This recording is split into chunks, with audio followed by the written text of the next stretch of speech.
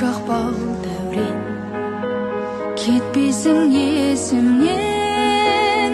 Қияға самғаймын қоңырау үнімен, ұмытылмас жүректен ұстазым есімін. Мектебім әрқашан ашық қой